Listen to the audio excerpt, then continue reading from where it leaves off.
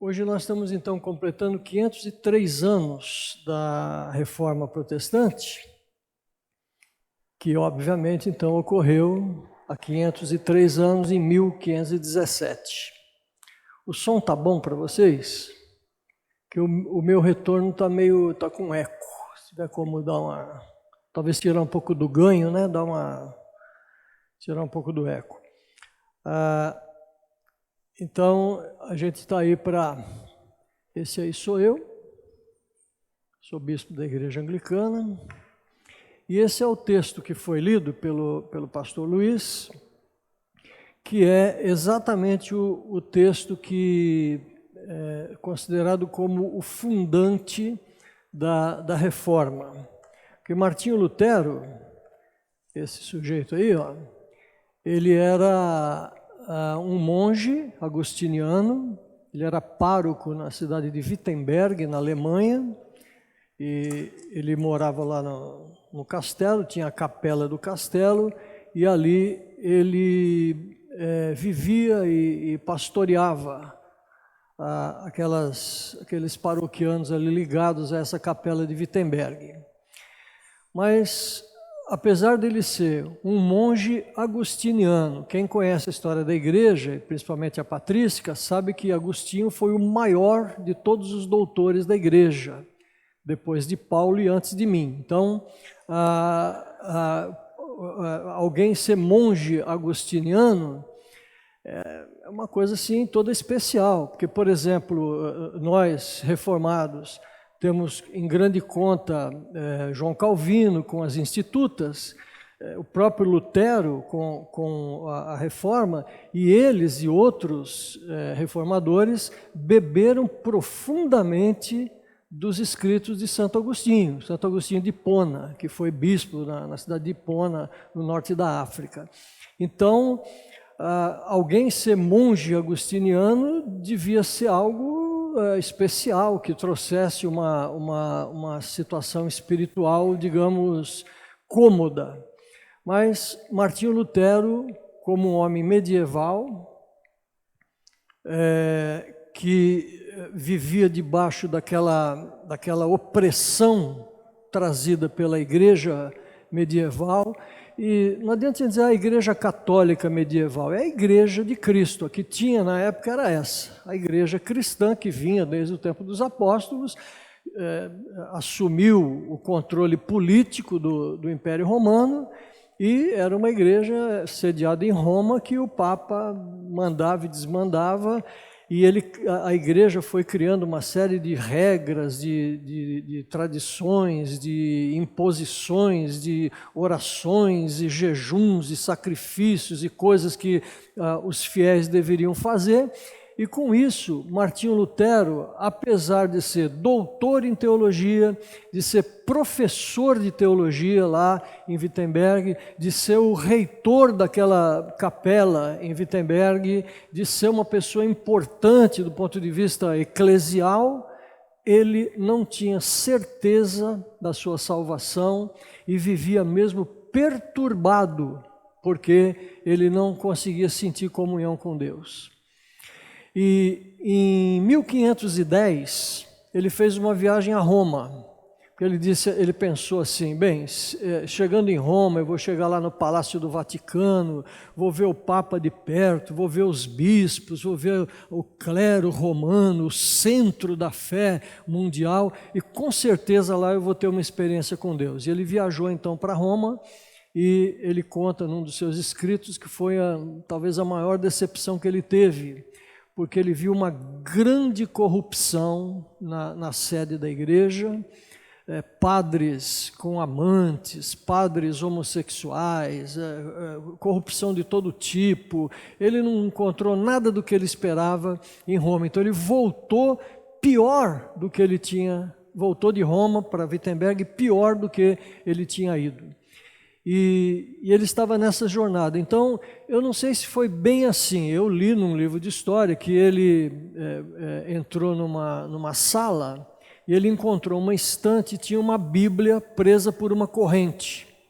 Porque nesse tempo, inclusive, a Bíblia era lida só pelos padres, né, pelos teólogos, o povo comum não tinha acesso à Bíblia, não só por não ter acesso ao livro propriamente dito, mas porque a maioria da população era analfabeta, as pessoas não sabiam ler nem escrever, então não havia nem a perspectiva de se querer ter a Bíblia para alguém, mas era proibido, até pouco tempo atrás, aqui era proibido ao povo comum, né, a plebe, como se diz, ter acesso à Bíblia. E então ele entrou, eu li nesse livro que ele entrou nessa sala e se deparou com essa Bíblia, e quando ele foi ver essa Bíblia, naquela estante, estava porque nele se descobre a justiça de Deus de fé em fé, como está escrito, mas o justo viverá pela fé. Nele aí, no caso o pronome se refere ao Evangelho, né? O versículo anterior diz, porque no Evangelho e tal. O Evangelho é o poder de Deus para a salvação de todo aquele que crê, porque nele se descobre a justiça de Deus de fé em fé, como está escrito, mas o justo viverá pela fé. E quando Lutero leu esse texto, ocorreu a sua conversão. Ele percebeu que a comunhão com Deus e a certeza da vida eterna, o acesso ao reino de Deus, não se dava pelas obras que a igreja determinava, mas que ele se tornaria justo diante de Deus através da fé. Então, esse moço, não sei se esse é o retrato dele mesmo, naquele tempo não tinha foto, mas ele era bem feinho, né? Mas não tem problema, o importante é a obra que ele fez. Ele começou, isso foi em 1517, ou seja, 7 anos depois da sua ida a Roma. E ele então começou esse processo sobre o qual nós vamos falar.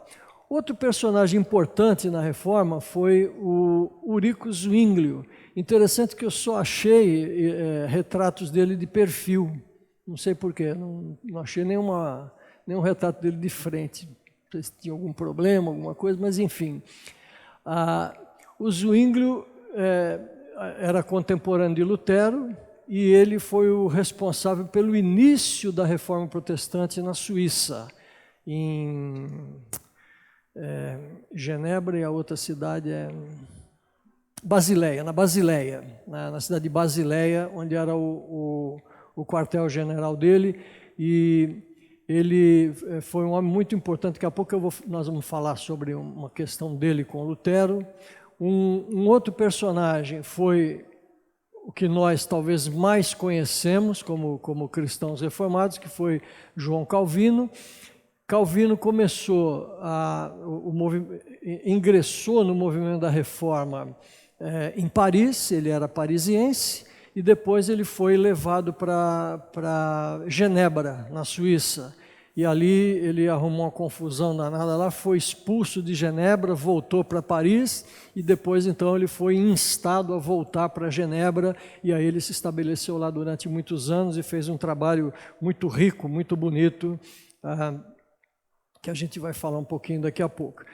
Um outro personagem muito importante da Reforma, que a maioria dos cristãos reformados não conhece, é esse arcebispo Thomas Cranmer. Ele era anglicano, ele era o arcebispo primaz da Inglaterra no tempo da rainha Elizabeth I. Daqui a pouco a gente vai ver também a obra do Thomas Cranmer, que quase ninguém conhece, mas vocês vão ficar sabendo hoje de um fato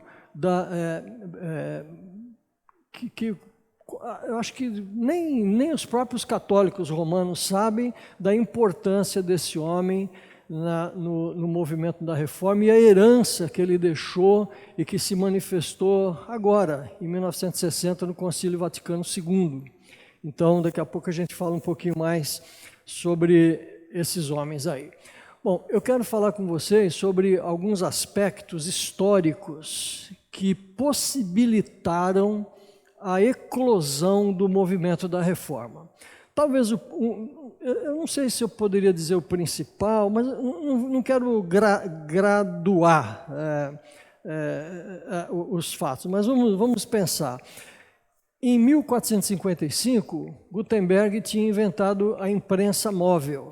Então, antigamente, todos os livros, todos os textos tinham que ser copiados à mão. Então, era muito demorado, muito caro, e poucas pessoas tinham acesso por causa do valor muito alto do tempo que demorava. Então, quando Gutenberg criou a imprensa, quando ele inventou, né, a imprensa, ele possibilitou que todos os textos, os antigos, os que vinham de séculos passados, como os que eram escritos na época, pudessem ser impressos em série, e se o original estivesse sem erro, todas as cópias sairiam sem erro. Então, hoje, para nós, ver um livro impresso é a coisa mais natural do mundo. A gente nasceu com um livro na mão. Mas você imagina que revolução foi no final do século XV, na metade do século XV, alguém dizia assim, olha, em vez de você agora ficar escrevendo esse negócio, você vai demorar 3 meses para produzir esse livro, você me dá aqui 1 semana, eu monto ele e imprimo, daqui 1 mês você vai ter 1000 cópias. A revolução que isso deve ter sido. Eu não consigo nem imaginar, porque eu já nasci no meio dos livros, então não tenho ideia. Como a garotada de hoje não consegue nem imaginar como é que é viver sem internet, né? Mas eu vivi sem internet. Eu brincava de carrinho de rolemã, chutava bola, não tinha esse negócio de iPod, iPad, essas coisas não.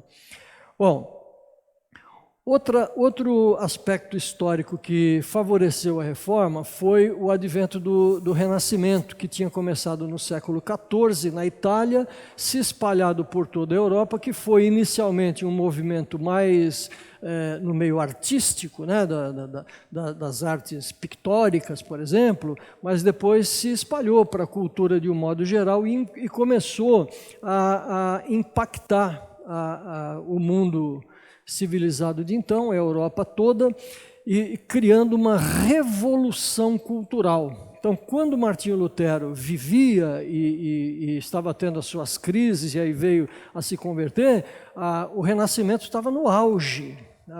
As obras, a liberdade de pensamento, havia embora houvesse ainda muita pressão, muitos resquícios da Idade Média, mas nós estávamos agora já na alta, no final da Idade Média, e o pensamento era mais liberal, mais livre, as pessoas podiam expressar melhor as suas opiniões, e as artes não estavam mais presas aos motivos religiosos, os pintores podiam pintar, esculpir, os escritores podiam escrever assuntos que não fossem meramente religiosos, não estavam mais tão atrelados às exigências da igreja. Então, o Renascimento, se não fosse o Renascimento, eu penso que Lutero não teria tido a expansão e a liberdade que ele teve de pensamento, não liberdade pessoal nem política, porque ele não teve, mas a liberdade de pensamento, de ter uma nova ideia, porque a liberdade, a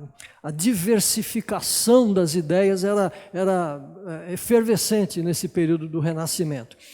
E o Renascimento possibilitou que o mundo político começasse a mudar, porque até então o que vigia na Europa, né, no mundo de um modo geral, era o sistema do feudalismo. Então havia um senhor feudal, um dono de muitas terras, e os seus vassalos que viviam ali, eles não eram donos de nada, eles simplesmente viviam pela comida, por algum salário, muitos eram escravos, e o senhor feudal era que dominava.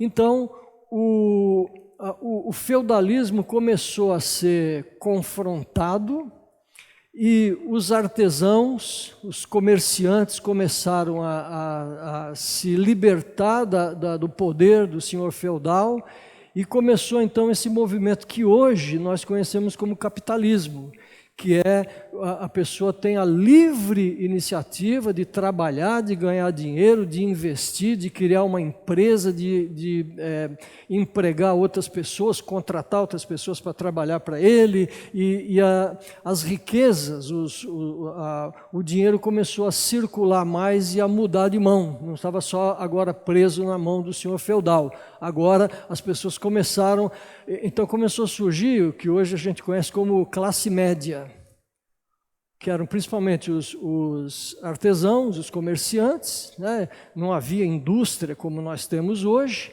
e essa classe média, então, porque tinha dinheiro, começou também a ter poder político e o sistema, então, começou a se mudar. E nessa época, bem marcadamente, então, a Idade Média começou a se transitar para o que então ficou conhecido na história como Idade Moderna. Agora, do ponto de vista histórico, o que motivou a reforma? Martinho Lutero não queria criar uma nova igreja. Esse negócio de criar igreja nova é nosso. Hoje, daqui a pouco, o irmão ali se aborrece com o pastor Luiz, fala, vou alugar aquele salão, vou abrir a igreja da Cruz Dourada ali, pronto. E vai no cartório, cria a igreja e pronto. Naquela época não existia isso. Então, nunca que Lutero teria pensado em criar uma nova igreja. O que ele queria, de fato, era reformar a igreja. E o que causou esse desejo de reforma em Lutero foi a decadência da igreja. Decadência moral, decadência espiritual e decadência doutrinária. Decadência moral, como eu já falei para vocês, quantos papas, teoricamente, adeptos do celibato sacerdotal, tiveram amantes mulheres e amantes homens, e tiveram filhos, claro que com as mulheres, e muitos filhos de papas se tornaram papas, por influência do papai. Então era uma podridão completa. Eu conheci em Belo Horizonte um padre romano que vivia secretamente com uma mulher. Conheci também um que vivia secretamente com um homem, aliás, um bispo romano que vivia com um homem. Mas eu não quero falar desse, quero falar do que vivia com a mulher.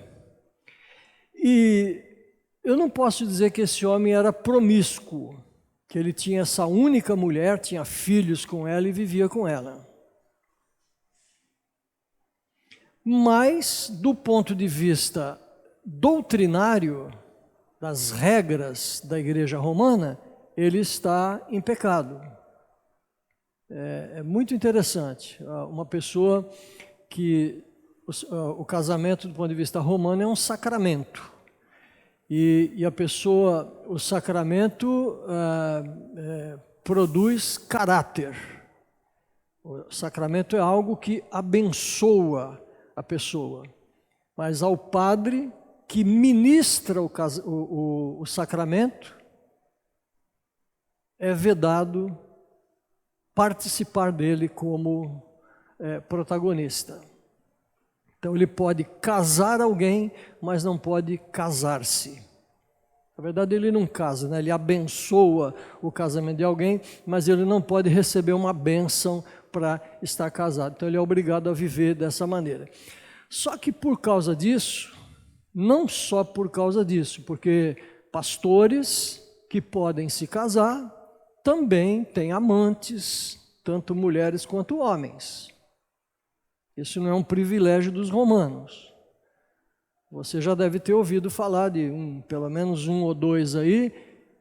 Eu tive um amigão meu, infelizmente já falecido. Um dia eu recebi um telefonema meia-noite na minha casa e a pessoa que me ligou falou: pastor, você está sabendo do fulano, do pastor fulano? Falei, que é isso, morreu? Não, ele é gay. Falei, que é isso, gente? E aí eu fui na casa desse pastor, cheguei quase 1h da manhã na casa dele, a Leni estava comigo, o Tito não era nascido ainda, e eu sentei com ele lá na sala e falei, fulano, olha, Beltrano me ligou e me contou uma história a seu respeito e eu estou assim aturdido, queria saber se é verdade. Ele perguntou, o que você ouviu a meu respeito? Aí eu contei, assim, assim, assim.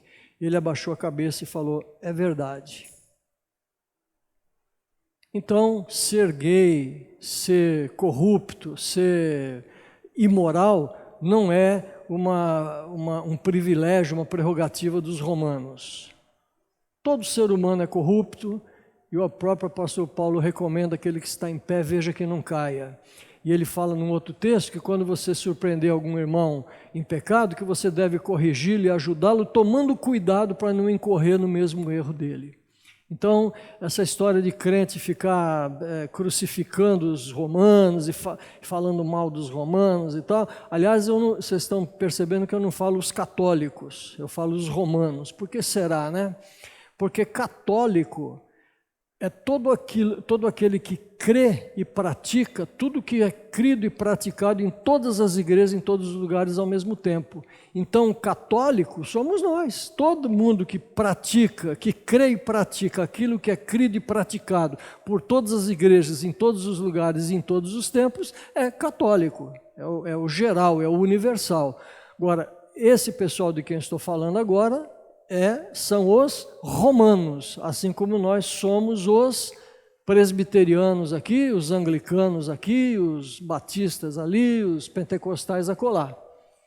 Então, uma coisa é ser romano, presbiteriano, anglicano, batista, congregacional, pentecostal, outra coisa é ser católico. Naquilo em que todos nós cremos e praticamos, como todas as igrejas, em todos os lugares e em todos os tempos, todos nós somos católicos.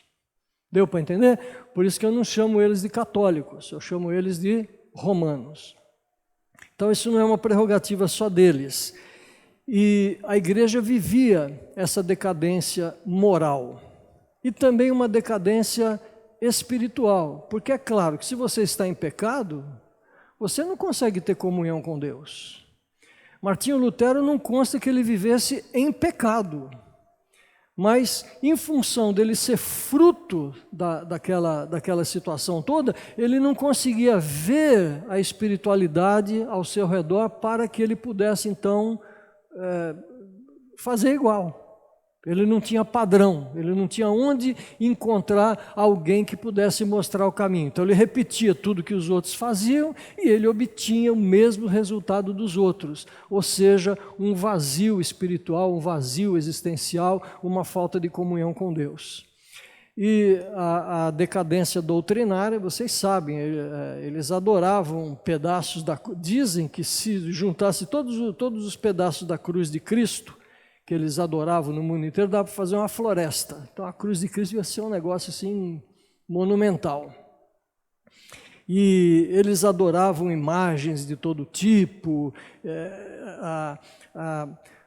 as próprias doutrinas, a gente vai ver um pouquinho daqui a pouco, eram distorcidas. Então, por causa dessa tremenda decadência da igreja, então, junto com os outros aspectos que eu falei lá, né? Da imprensa, do renascimento ou renascença, a transição do feudalismo para o capitalismo e a mudança cultural que possibilitou sair da Idade Média e entrar na Idade Moderna, juntou com a decadência moral, espiritual e doutrinária da igreja, e aí nós temos o ambiente assim, todo preparado, né, para que a reforma acontecesse. Mas antes que a reforma acontecesse, nós tivemos alguns personagens que são conhecidos como, que compuseram aquilo que é conhecido como pré-história da reforma. Tem vários, eu coloquei 1, 2, 3, 4, só para dar uma pincelada. Um deles, John, se diz como Wycliffe ou Wycliffe. Eu já ouvi esse nome dito Wycliffe e Wycliffe. Aí vocês escolhem o que vocês preferem, que eu não sei qual é. Então, o John Wycliffe que viveu no século XIV. Ele é considerado um pré-reformador porque ele tinha ideias parecidas com os ideais protestantes. E ele, inclusive, foi queimado na fogueira porque ele traduziu a Bíblia do latim para o inglês, ou do grego, não me lembro, do hebraico. Ele traduziu a Bíblia para o inglês. E isso era terminantemente proibido. A Igreja Romana criou uma ideia de que o texto sagrado tinha sido escrito em hebraico, aramaico e grego, traduzido por determinação da igreja para o latim, que era a língua oficial da igreja, do império, inclusive, e então a única língua na qual o texto sagrado podia ser escrito e pronunciado era o latim. Em qualquer outra língua, então isso era considerado pecaminoso, herético, etc., e por isso o Wycliffe foi condenado pela igreja, foi morto, né? O outro personagem, esse talvez seja o mais importante da pré-reforma, é o Jan Hus. Ele era tcheco, ele vivia numa região chamada Boêmia, que hoje pertence à República Tcheca.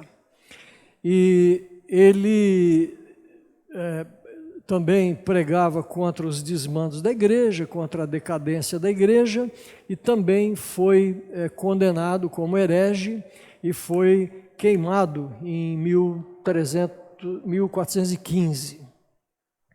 E quando ele foi queimado, não sei se quando ele estava sendo levado, já durante a fogueira, né? Ele fez uma profecia. O nome Hans, na língua, não sei se é boêmia, no alemão, sei lá que língua que é, significa ganso. Então, João Ganso era o nome dele.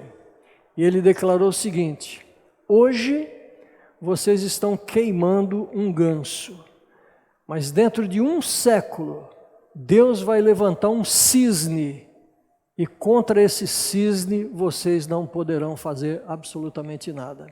Então você vai lá em Wittenberg hoje, na igreja lá, tem uma imagem de um cisne. Em muitas igrejas tem um cisne, em muitos lugares, inclusive igrejas anglicanas também, como referência a essa profecia.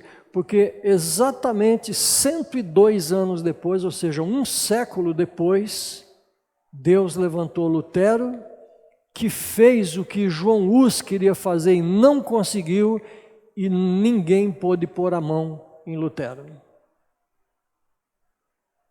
Então, talvez eu repute João Hus como o principal personagem da pré-história da Reforma.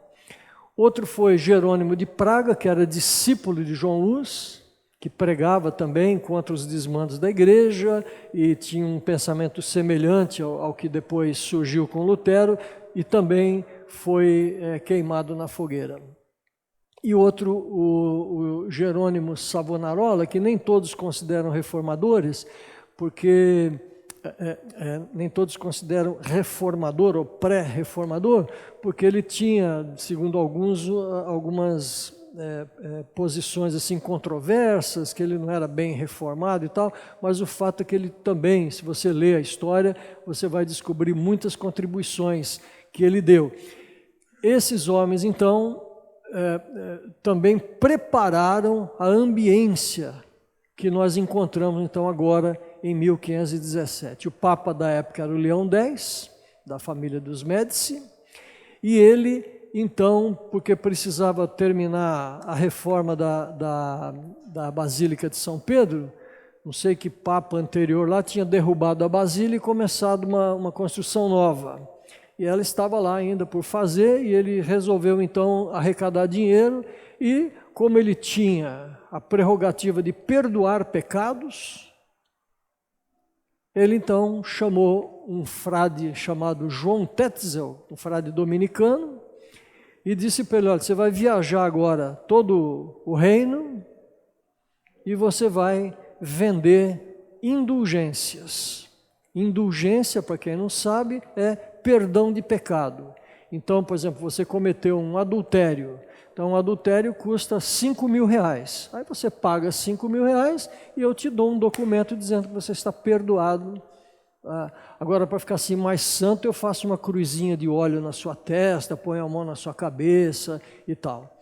Agora, se em vez de cometer um adultério, você, por exemplo, ficou com o troco a mais na padaria, então R$500 resolve, é só uma desonestidadezinha. Aí eu faço uma cruzinha menor na sua testa, faço uma oraçãozinha menos fervorosa e te dou um documento, você fica perdoado. Isso é indulgência. E o Tetzel viajava, então, toda a Europa, vendendo essas indulgências e arrecadando dinheiro para a reconstrução da Basílica de São Pedro. E a frase com a qual ele ficou famoso, tristemente famoso, é essa: tão logo uma moeda no cofre cai, a alma do purgatório sai. Ou seja, a salvação não era uma questão de conversão pessoal, não era uma questão de santidade de vida, não tinha nada a ver com a palavra de Deus, nada a ver com Jesus Cristo. Bastava que, por exemplo, seu parente morreu no pecado, você procurava o Tetzel, ele tinha uma tabela, dizia o valor, você pagava, ele te dava um certificado dizendo que seu parente então saía do purgatório. Mas o pior não era isso. O pior é que ele vendia também alguns atestados de indulgência para pecados que você ainda ia cometer. Então você dizia para ele assim: ô Tetzel, é o seguinte, eu estou de olho na minha vizinha ali, vou pegar. Aí falou: bom, então para você pegar a vizinha você tem que pagar, 5.000 já é barato, né? Porque 5.000 é quem você já pegou, o futuro é 10.000. Você pagava os 10.000 e pronto, estava resolvida a situação. Você podia ir lá cometer o adultério porque você estava previamente perdoado. Eu não consigo imaginar, irmãos, uma decadência pior do que essa. Não consigo imaginar. Quando Tetzel estava se aproximando da Alemanha, então Martinho Lutero já tinha tido a sua experiência com Romanos 1,17, ele já estava agora em comunhão com Deus, ele já sabia, já conhecia a doutrina da justificação pela fé, ele já estava ensinando os seus fiéis ali a palavra de Deus de maneira correta. Ele disse o seguinte: bom, aqui na minha paróquia esse cara não vai vender as indulgências. E aí ele foi no Facebook da época, no Instagram da época, que era a porta do palácio, né? Era um mural, né, que a gente fala. Aí colocou lá no mural as 95 teses. Se ele vivesse hoje, ele faria uma publicação no Instagram e replicaria no Facebook, no Tinder, não sei mais o que, e espalharia e a notícia correria rapidamente. Naquele tempo, então, não tinha tudo isso, ele foi lá, escreveu as teses, 95 teses, e pregou na porta do castelo e convocou. Isso era normal fazer, toda notícia, todo ensinamento novo, convite para algum evento era feito assim. Então, quando Martinho Lutero fez isso, ele não fez assim: bom, agora a partir de hoje eu vou reformar a igreja, então eu vou agora acabar com essa história, então está aqui o documento. Ele não fez isso, ele não tinha ideia do que estava acontecendo. Ele estava sendo usado por Deus, mas ele não tinha noção do que ele realmente estava fazendo. Então, ele simplesmente colocou essas teses ali na porta do castelo para debater com os seus fiéis, com os moradores ali que estavam sob a sua responsabilidade pastoral e, eventualmente, algum teólogo de um vilarejo vizinho que quisesse conversar com ele e tal, com a única intenção de impedir que o povo dele fosse enganado pelo Tetzel. Aliás, o Tetzel morreu desacreditado, ele foi deposto da posição dele. Inclusive, eu não lembro o nome do cardeal que era o protetor dele. Esse cardeal tinha comprado o título de bispo, de cardeal de Roma, então ele tinha uma dívida muito grande para pagar, e parte do dinheiro que o Tetzel arrecadava, ele mandava uma parte para o Vaticano, né? E parte ele dava para esse bispo que era o seu protetor. Mas no fim essa proteção não resolveu muito, ele foi deposto e morreu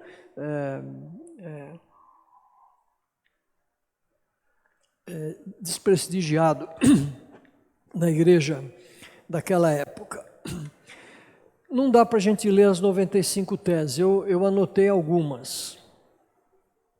A tese 6 diz assim: o Papa não pode perdoar dívida se não declarar e confirmar aquilo que já foi perdoado por Deus, ou então o fez nos casos que lhe foram reservados. Nestes casos, se desprezados, a dívida em absoluto deixaria de ser anulada ou perdoada. Não dá para entrar nas questões judiciais, né, desses casos que foram reservados ao Papa perdoar, porque é toda uma doutrina do direito canônico lá dos romanos, tal, que não vem ao caso. O que vem ao caso é isto. O Papa não pode perdoar dívidas, se não declarar e confirmar aquilo que já foi perdoado por Deus. Uma declaração dessa era como se fosse uma bomba. É como alguém hoje dizer que a Bíblia precisa ser atualizada. Então, alguém declarar que o Papa não podia perdoar a dívida é como alguém declarar hoje que a Bíblia precisa ser atualizada. Do mesmo modo como uma declaração dessa faz assim, ó, nas redes sociais, e todo mundo discute, todo mundo fala, todo mundo emite a sua opinião sobre alguém que diz que a Bíblia, meu Deus, precisa ser atualizada, que ela não é suficiente. Do mesmo modo, essa declaração de Lutero incendiou a Europa. Em pouquíssimas semanas, esse texto foi copiado e recopiado centenas, milhares de vezes, se espalhou por todo o império, toda a Europa, inclusive chegou lá nas barbas do próprio Papa. A tese 21 diz: eis porque erram os pregadores de indulgências, agora se referindo ao Tetzel, ao afirmarem ser o homem perdoado de todas as penas e salvo mediante a indulgência do Papa. Então, não só o Papa não pode promover indulgência, como está errado quem declara que o homem pode ser perdoado dos seus pecados com relação a isso. A outra tese, a 26, diz: todo cristão que se arrepende verdadeiramente dos seus pecados e sente pesar por ter pecado, tem pleno perdão da pena e da dívida, perdão esse que lhe pertence mesmo sem declaração de indulgência. Ou seja, essas 95 teses estavam afrontando diretamente a autoridade do Papa. Porque o Papa mandava prender e mandava soltar. O Papa, aliás, é uma doutrina, se bem que essa doutrina foi estabelecida oficialmente em 1870, no Concílio Vaticano I, que é da autoridade ex-cátedra do Papa, da infalibilidade do Papa. Quando ele fala ex-cátedra, ou seja, quando ele fala de cadeira, ou seja, quando ele fala investido da autoridade que ele tem como vigário de Cristo, como Deus na terra, etc., então ele é infalível. Isso só foi estabelecido oficialmente em 1870, mas na época, na prática, era assim. O Papa disse, está dito, magister dicter, não tem o que se discutir. Então, você dizer que um cristão, apenas se arrependendo verdadeiramente de seus pecados e sentindo pesar por eles, já estava, ou já estaria, então, perdoado dos seus pecados, um perdão pleno, mesmo sem declaração de indulgência da parte do Papa, era uma coisa assim extremamente afrontosa. Mas Lutero escreveu isso com muita coragem. E a outra tese que eu separei, a 43, deve-se ensinar aos cristãos que procede melhor quem dá aos pobres ou empresta ao necessitado do que os que compram indulgências. Então Lutero estava dizendo que era melhor você procurar uma pessoa pobre e dar uma oferta para ela, ou então emprestar para alguém que eventualmente pudesse depois te pagar, do que você gastar dinheiro comprando indulgência. Então eu recomendo que depois vocês procurem no Google as 95 teses de Lutero e leiam todas elas. É um linguajar arcaico, né, medieval, pesado, tem umas teses lá que a gente nem sabe bem o que ele estava dizendo, mas vale a pena conhecer como documento histórico, e você vê então melhor tudo que Lutero falou. Nós temos aqui pouco tempo, não dá para a gente destrinchar. Por exemplo, história da igreja, ou mais especificamente história da reforma, toma um semestre todo no seminário, às vezes um ano inteiro no seminário. Então, com 4 ou 5 horas só que eu tenho aqui, que eu vou falar lá pelas 10h30 da noite, não dá tempo da gente falar tudo, né? Então, eu estou dando só algumas pinceladas, nem me detendo muito em detalhes de data e número de RG dos reformadores, nada disso, para a gente fazer uma coisa assim mais fluida. Bom, a Reforma Protestante, irmãos, foi um movimento, embora tenha sido involuntário por parte de Lutero, ele não planejou fazer o que aconteceu, ele próprio foi pego de surpresa, inclusive ele nunca pretendeu se desligar da igreja, mas depois o Papa Leão mandou uma bula de excomunhão, e ele leu a bula, e ele foi em praça pública, convocou lá os paroquianos dele, fez uma fogueira e queimou a bula de excomunhão do Papa, e disse assim: eu estou queimando a bula, mas se pudesse eu queimaria o próprio Papa. Ele era muito ousado, né? Isso, gente, é inconcebível. Pensa num regime totalitário como a Coreia do Norte. Um jornalista norte-americano foi preso na Coreia do Norte porque parece que ele pôs a mão, alguma coisa assim, numa foto, num cartaz que tinha a foto do ditador Xing Ling Mung lá, não sei como é que é o nome dele. Nem merece saber o nome desse sujeito. Ele foi preso e depois ele apareceu numa filmagem chorando, dizendo que ele estava arrependido, que ele nunca quis ofender o ditador lá e tal, e foi devolvido doente, em estado terminal, quando ele chegou nos Estados Unidos. Poucos dias depois ele morreu. Era mais ou menos assim. O sujeito, se caísse em desgraça perante uma autoridade eclesiástica, ele simplesmente, o destino dele era ser amarrado num tronco e pegar fogo. Ele era incinerado vivo. Eles não tinham nem a misericórdia de matar o cara antes de queimar, ele morria queimado. E o Lutero, então, disse: olha, eu estou queimando a bula porque o Papa não está aqui, porque se ele estivesse, eu queimaria o próprio Papa. Era um homem muito ousado. Então, essa ousadia dele e as posições firmes do ponto de vista bíblico, doutrinário, Deus fez uma obra na vida de Lutero. Tem um livro, inclusive, chamado Deus Levantou Lutero, Deus Despertou Lutero, que conta a história dele. É uma coisa linda, como ele foi usado e como ele se permitiu, quando ele percebeu o que estava acontecendo, ele não recuou. Ele se permitiu continuar. Quando ele foi convocado para a Dieta de Worms, para se apresentar perante os príncipes do império, perante os bispos, os representantes do Papa, quando ele estava indo, alguém disse: olha, você não deve ir, porque você não volta vivo de lá. Ele declarou o seguinte: ainda que cada telha daquela cidade fosse um demônio se levantando contra mim, mesmo assim eu iria. E ele entrou na dieta, é tipo uma assembleia, né, com as autoridades. Ele entrou então na dieta de Worms e leram lá os textos dele e perguntaram: Doutor Lutero, esses textos aqui são teus? E ele disse: sim, são meus, fui eu que escrevi.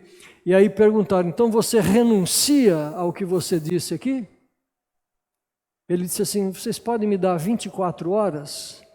No dia seguinte ele voltou, e aí ele fez uma declaração na frente daquelas feras. Não eram as telhas que eram demônios, eram pessoas de verdade que estavam endemoniadas, querendo trucidá-lo.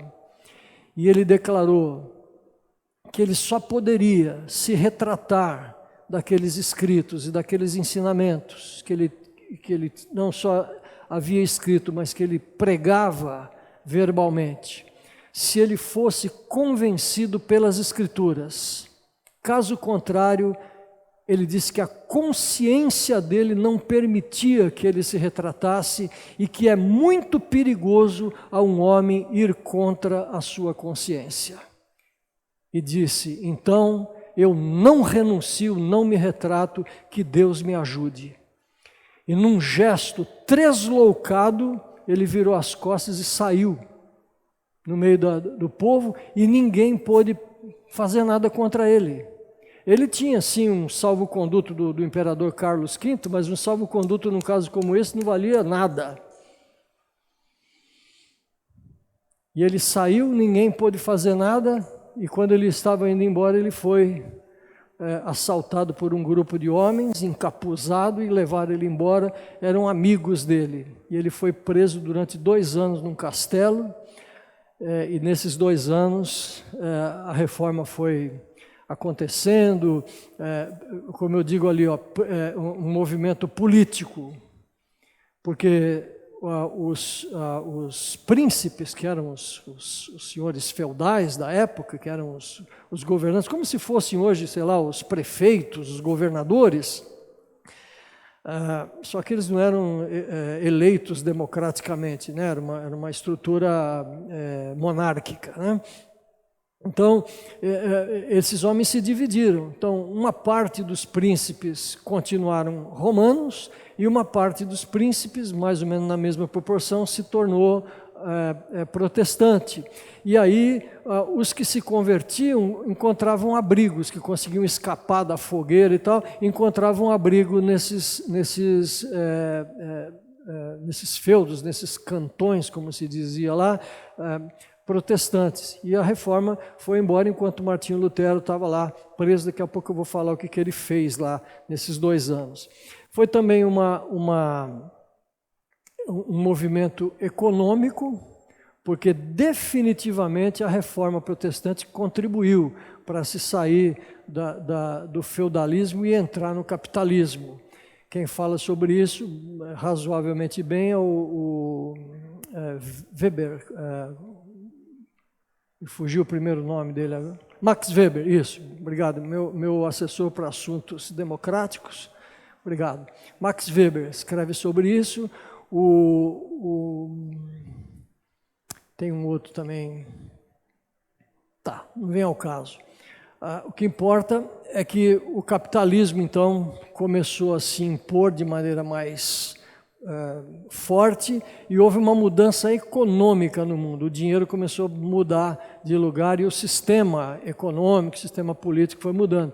Também um movimento social, porque agora, depois teve, por exemplo, a revolta dos camponeses, que os próprios protestantes sufocaram essa revolta, porque agora o povo tinha moral, né? Tinha autoridade para se levantar, para reivindicar seus direitos, eles não tinham apenas deveres. Então, nessa época surgiram também alguns sindicatos, algumas associações de classe, houve toda uma mudança social e, obviamente, uma mudança cultural. Nunca mais, do ponto de vista cultural, o mundo foi o mesmo.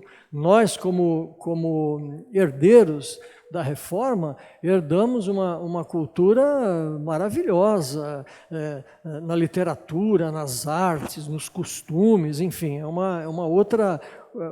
O mundo foi completamente mudado. É claro que não apenas pela reforma, como eu disse para vocês, estava no auge o renascimento, o florescimento das artes, da cultura, né, da literatura, já havia um movimento de transição do feudalismo para o capitalismo, e o protestantismo então solidificou essas coisas, contribuiu para que isso se concretizasse e ao mesmo tempo se beneficiou de todas essas todos esses fatores. Bom, mas ela foi principalmente um movimento religioso que deu origem a 4 ramos do cristianismo: os luteranos, os presbiterianos, os anglicanos e os evangélicos atuais. Se você for, uma curiosidade, se você for na Alemanha e procurar lá onde tem uma igreja luterana, você não vai encontrar nenhuma igreja luterana na Alemanha. Porque Lutero não queria ter uma igreja, ele não queria que a igreja tomasse o nome dele. Assim como o Calvino, a gente fala, nós somos calvinistas. O Calvino também nunca quis criar um calvinismo, como eu também nunca quis criar o morenismo, por isso que não tem, né? É porque a gente precisa ser humilde. Então eles eram assim, não havia... então você chega na Alemanha, se você perguntar onde tem uma igreja luterana, ninguém sabe onde tem igreja luterana, porque lá as igrejas são chamadas igrejas evangélicas. Se você for nos países calvinistas, também você não vai encontrar igreja calvinista, você vai encontrar igreja reformada ou igreja presbiteriana, não igreja calvinista, porque Calvino também não queria que o seu nome fosse usado como um apodo, né, um apelido, um nome para o movimento que eles estavam participando. Vocês viram aí que anglicanos e evangélicos têm um ponto de interrogação na frente. Vou explicar por quê. Eu recebi até, acho que foi ontem ou anteontem, de um amigo, uma imagenzinha com o retrato de Lutero, Calvino, Zwinglio e Henrique VIII. E o título era assim: Os Grandes Reformadores da Igreja. Aí eu escrevi para o meu amigo, falei, olha, você cometeu um erro histórico muito sério, porque eu sou anglicano há 20 anos, mais de 20 anos, então eu conheço mais ou menos a história do anglicanismo. O Henrique VIII nunca foi reformado. O Henrique VIII era católico, romano, como todo mundo era na época. Ele foi condecorado pelo Papa como amigo da igreja, e ele era o rei da Inglaterra. E ele era casado com a Catarina de Aragão, que só tinha tido filhas, e nunca havia tido na Inglaterra uma rainha. Durante toda a história da Inglaterra, só tinha reis.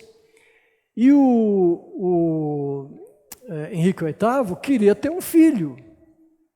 Então, além disso, a Catarina tinha sido cunhada dele, tinha sido casada com um irmão do Henrique VIII, aí o cara morreu e pelas tramóias que se fazem lá nos altos escalões do poder, ele teve que se casar com a Catarina, que era sobrinha ou filha, não sei, sobrinha do rei da Espanha, que era um rei poderoso na época, e eles precisavam ficar tudo lá em casa. E aí ele se casou com a cunhada. Então dizem algumas pessoas assim mais bondosas com o Henrique VIII que ele tinha um problema de consciência, porque ele era casado com a mulher do irmão dele. E aí ele então queria se divorciar da Catarina. E ele já estava de olho, mais do que de olho, estava com muito mais coisa do que olho, com a Ana Bolena. E então quem podia anular, porque não existia divórcio, tinha que ter anulação do casamento. Então ele mandou uma petição para o Papa em Roma, só que o Papa não concedeu a anulação do casamento dele. Também não vem ao caso os fatores todos que fizeram o Papa decidir isso. Então o Henrique VIII reuniu a liderança da igreja, reuniu os bispos e declarou o seguinte: meus queridos, a partir de agora, a Igreja Romana na Inglaterra passa a ser a Igreja da Inglaterra. E o Papa não é mais o cabeça da Igreja da Inglaterra. O cabeça da Igreja da Inglaterra agora sou eu. Então ele se autoproclamou cabeça da Igreja, substituindo o Papa.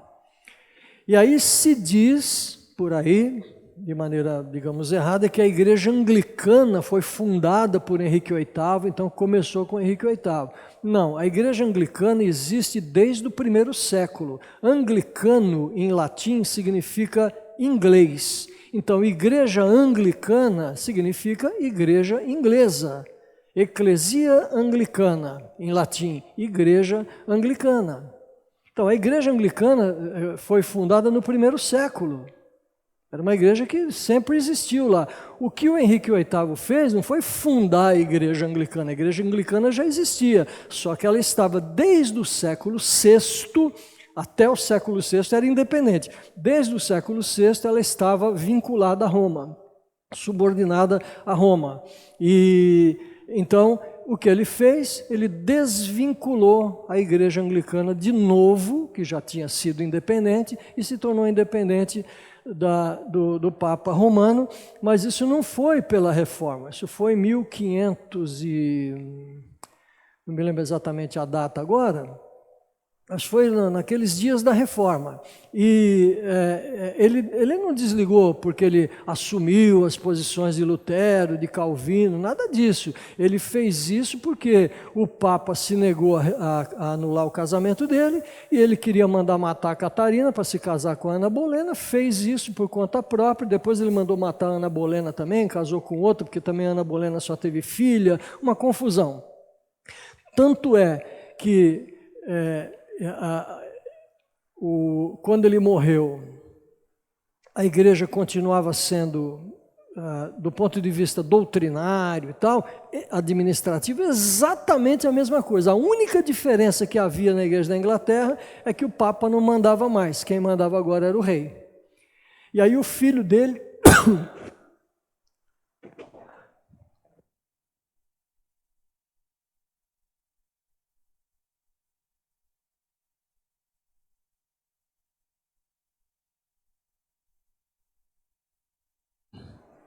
Eduardo VI assumiu o trono, ficou poucos anos, e ele era criança quando ele assumiu o trono, então ele tinha um tutor, e o Eduardo VI, o tutor dele era protestante. Então começou, depois da morte de Henrique VIII, a protestantização da igreja anglicana. Então nós não podemos considerar o rei Henrique VIII nem como fundador da igreja anglicana, porque ele não podia fundar uma igreja que já existia, e nem protestante, porque ele nunca foi protestante. Ele não tinha qualquer simpatia pela reforma, nada disso. O problema dele era só o casamento dele, a vida amorosa dele. O Eduardo VI morreu pouco tempo depois e assumiu a filha de Henrique VIII, chamada Maria, que ficou para a história como Maria a Louca, porque ela reinou 5 anos e fez da Inglaterra um inferno contra os protestantes, matou um monte de gente e reatou as relações com Roma. E então, depois que ela morreu, 5 anos depois, assumiu Elizabeth I. Essa sim era protestante, tinha sido criada e tinha a fé protestante. Então, ela estabeleceu a reforma na Inglaterra. Então, por isso que eu coloquei aí esse ponto de interrogação, porque a igreja anglicana mas não é. E, na verdade, a igreja anglicana, vocês estão vendo ali no canto direito, né? A Via Média, Esse é o lema da igreja anglicana, porque a rainha Elizabeth I determinou que a igreja anglicana, ou seja, a igreja da Inglaterra, devia ser uma via média entre Roma e Genebra, ou seja, devia aproveitar tudo de bom que havia em Roma e tudo de bom que havia em Genebra, mesclar e fazer uma igreja que pudesse acolher tanto católicos romanos quanto crentes protestantes. E a igreja anglicana, então, é uma igreja assim, meio híbrida, uma salada. Você entra numa igreja anglicana e você vê um padre lá todo paramentado, bispo com aquele chapéu. Eu tenho meu chapéu, você já viu? Não, tem um chapéuzão bonito assim e tal, cajado, né, de pastor e tal. E você olha e pensa que é uma igreja romana, mas na verdade é uma igreja anglicana. E tem outras igrejas anglicanas que são completamente evangélicas, são até melhores que os presbiterianos em alguns casos. Então, é assim. Bom, a essência da reforma é Romanos 1,17, porque nele se descobre a justiça de Deus, de fé em fé, como está escrito, mas o justo viverá pela fé.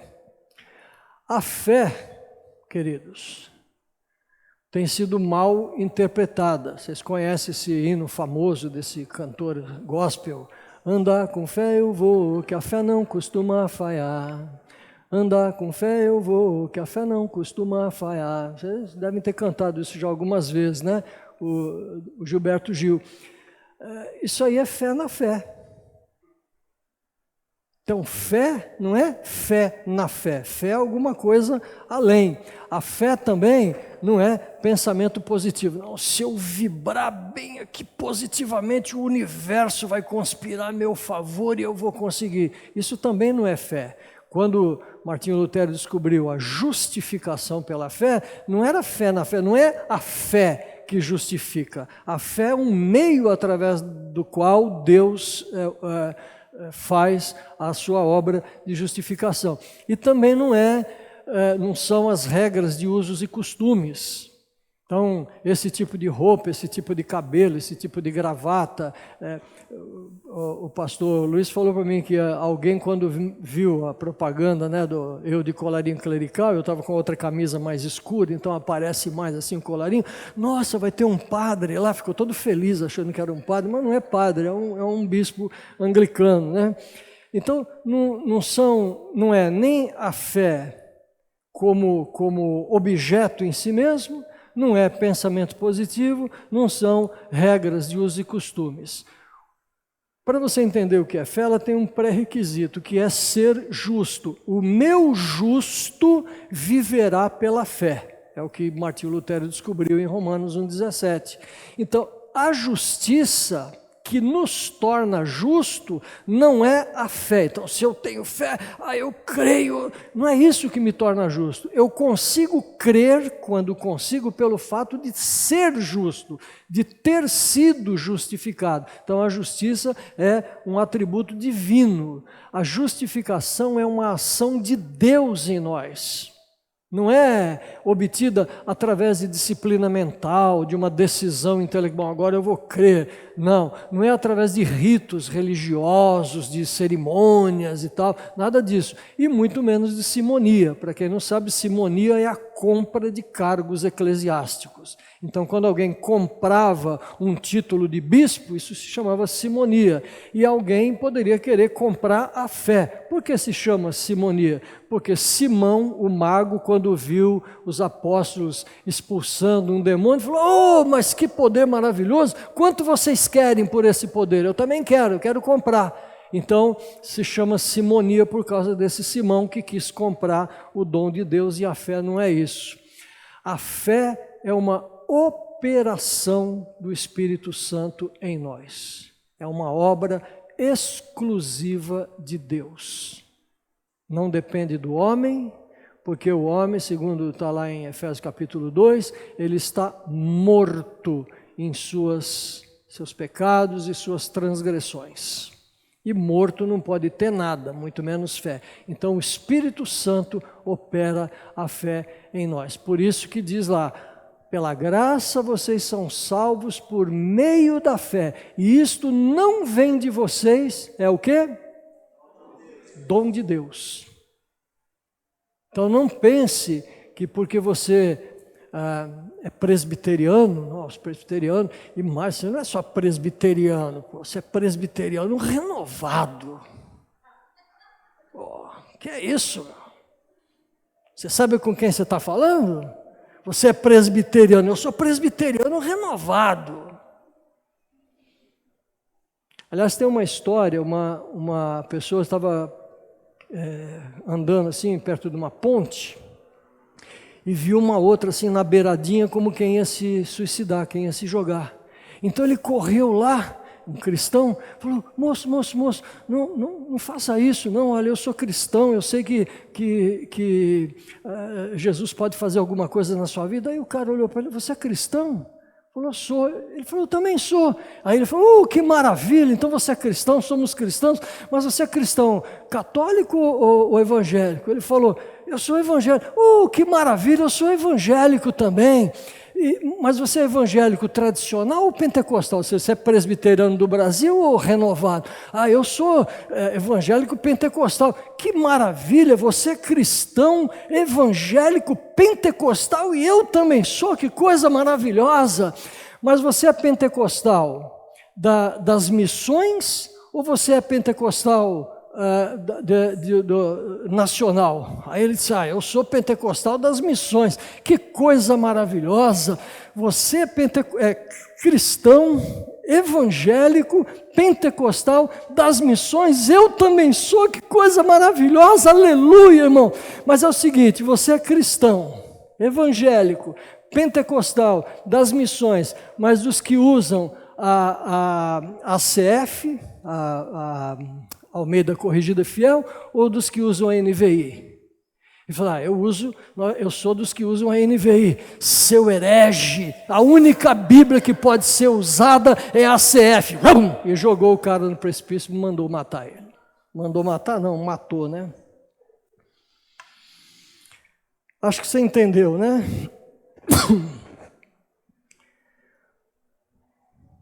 Então, a título de conclusão, a reforma descobriu que você se torna justo pela fé. E sendo justo, você vive.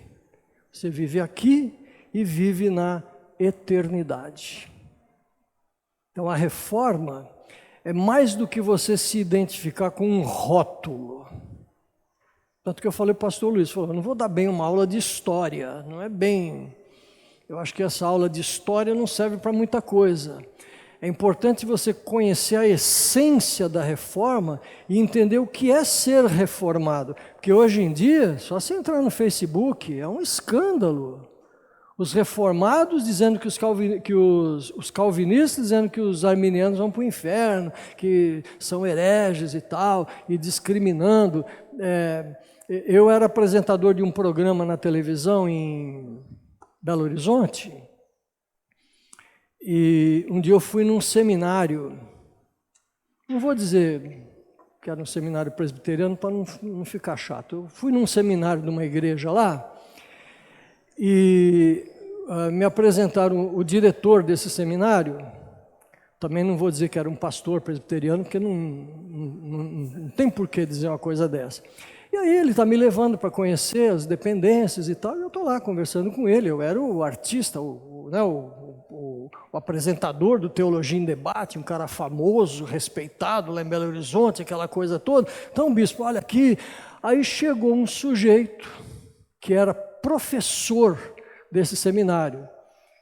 Também não vou dizer que era pastor presbiteriano também esse professor, que não vem ao caso uma coisa dessa. E aí me apresentou: muito prazer e tal. E aí eu falei assim: professor, tenho ouvido falar a seu respeito, o senhor realmente é um homem respeitado, assim, bem conceituado. Queria convidá-lo para participar do Teologia em Debate. Ele olhou para minha cara assim e falou: eu não participo desse tipo de programa. Aí o diretor ficou todo sem graça e pedindo desculpa. Falei: não, irmão, fica em paz, estou acostumado com isso, né? Não tem problema não. E como Deus é bom, quer dizer, eu não sei nem se eu posso dizer que Deus é bom, sabia? Que vai ver, não tem nada a ver com Deus isso aí que eu vou falar. Eu vou falar. Se for pecado, vocês arrumam indulgência para mim aí.